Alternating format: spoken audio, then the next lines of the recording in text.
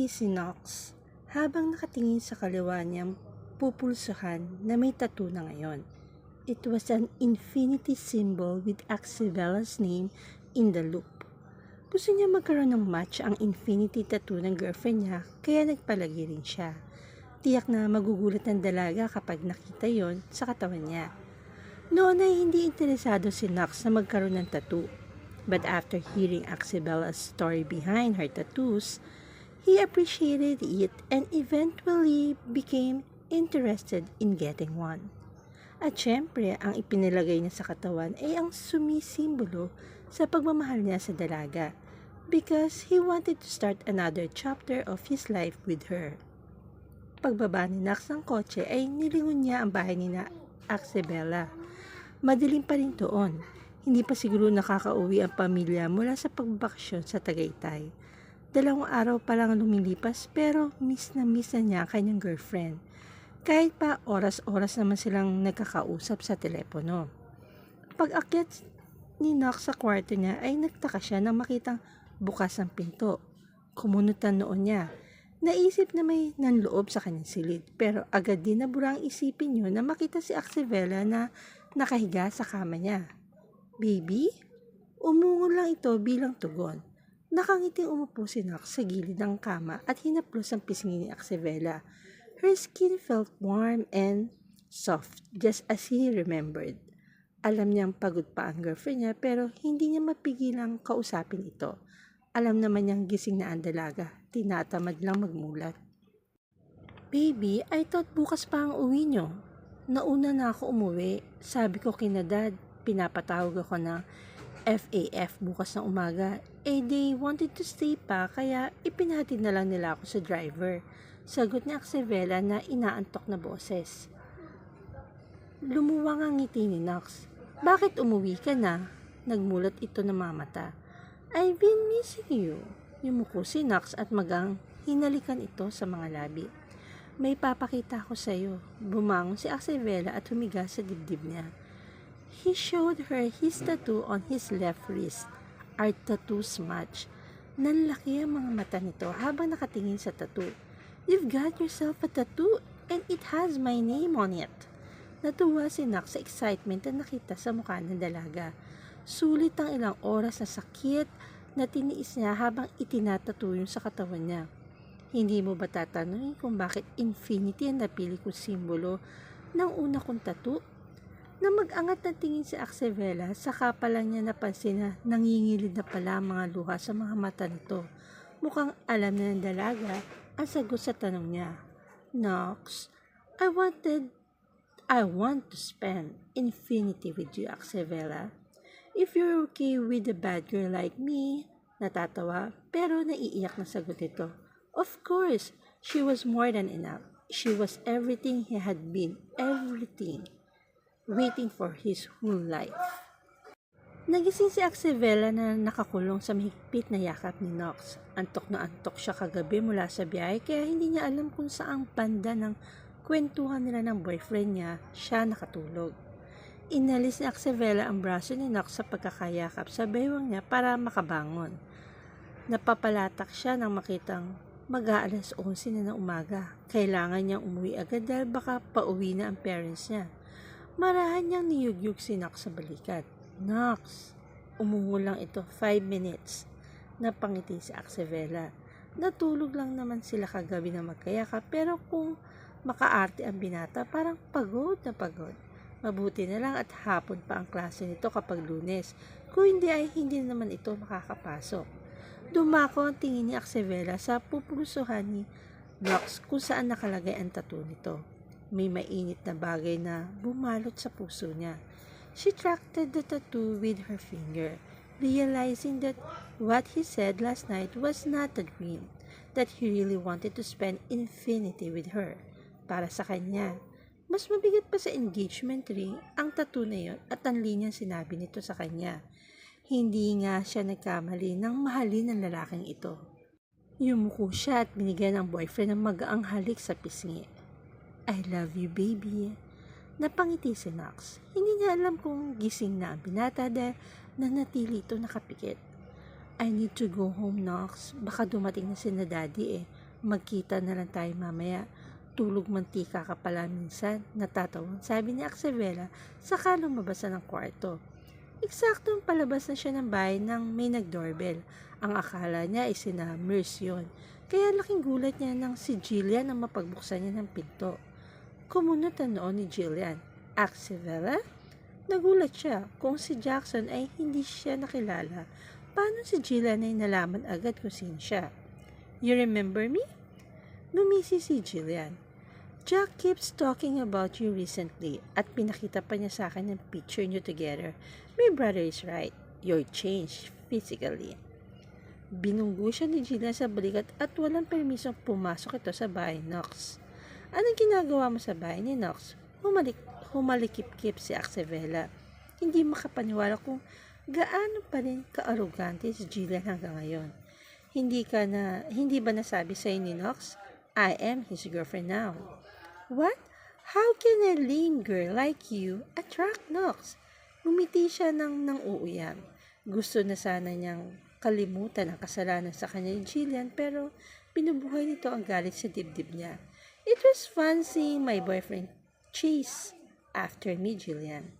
Sorry, ka na lang kasi nagpakalasing ka na para at akitin si Knox. Hindi ka pa rin niya pinatulan. Namula ang mukha nito sa pinaghalong galit at pagkapahiya. He told you that? What do you think? Matagal bago ito nakasagot. You planned this all along. Pinlano niyo ba ni Knox na akitin ako para pagmukhaing tanga? Kaya pala bigla ka nalang sumulpot uli sa buhay ng kapalit ko at si Knox naman sa buhay ko. Bakit ka nagagalit? Hindi ba't ganun din naman ang ginawa niyo noon sa akin ng kambal mo? Galit na sumbat ni Axevela. Ipinaalala ni Jillian sa kanya ang lahat ng sakit at kahihiyang inabot niya sa mga kamay nito at ni Jackson. Pinaniwala niyo ako na mahal ako ni Jackson pero nang makuha niya ang kailangan sa akin, iniwan niya ako. At ang kapalit, ang kotse mo. Hindi ba't yun ang pustahan niyo ng kakambal mo? Ngumiti ng mapait si Jillian. So ngayon, kinutsaba mo pa si Knox para lang sa paghihiganti mo. That's so not you, Axevela. Former Miss Goody Two-Shoes? Tinamaan si Axevela sa mga salitang ibinalik ni Jillian sa kanya. Ano nga ba nangyayari sa kanya? Hindi niya ugaling magsinungaling at manakit ng ibang tao para lang makaganti. Masyado siya nadala sa galit niya. Thank you for making me feel like crap. Mapait na sabi ni Jillian. Pagkatapos ay lumagpas ang tingin nito sa kanya. I hope you're happy now, Knox. Successful ang revenge. Plan yun ng girlfriend mo. Umalis na si Jillian, napabalang pang isinara ang pinto.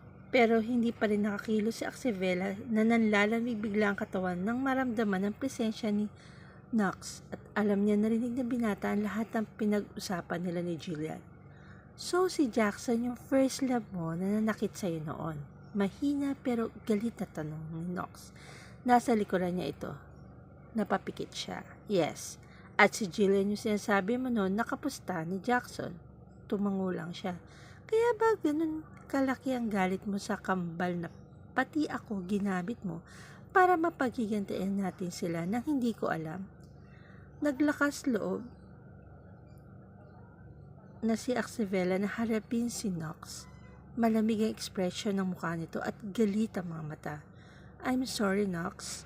I admit, pinlano ko talaga na gamitin ka para paghigantian si Jillian para sa akin. I wanted you to date her and dump her in the end. Ngumiti na mapait si Knox. Gaya ng balak mong gawin kay Jackson. Kaya ba pumayag ka maging tayo para may boyfriend ka na ihaharap kay Jackson para masaktan mo siya gaya ng ginawa niya sa'yo noon? Kumunutan noon ni Axevela. Hindi totoo yan, Knox. Pumayag ako makipagrelasyon sa'yo hindi para gamitin ka at pasakitan si Jackson. I heard everything, Axevela. Galit na sansala ni Knox sa sinabi niya. Hindi ako tanga para hindi ko maintindihan lahat ng sinabi mo kay Jillian. Knox, pumikit ito at halatang kinakalma ang sarili. Leave me alone, Axevela. Pero Knox, I said get out.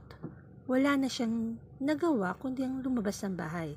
Umaasang lalamig din ang ulo ni Knox para makapag-usap sila ng maayos sa pagbalik niya. Buti pa ang kape na ito libre. Ang kapatawaran ni Knox ang hirap makuha. Nakatulala si Axevela sa libreng kape at slice ng Black Forest cake na ibinigay sa kanya ni Lucky, ang store manager ng Lunatics Cafe. Pambaliw lang ang pangalan ng shop pero matitino naman ang mga empleyado ron at mababait pa. Nag-drive siya papuntang school nang makita ang karatula ng shop na may nakasulat na Coffee for the Broken-Hearted.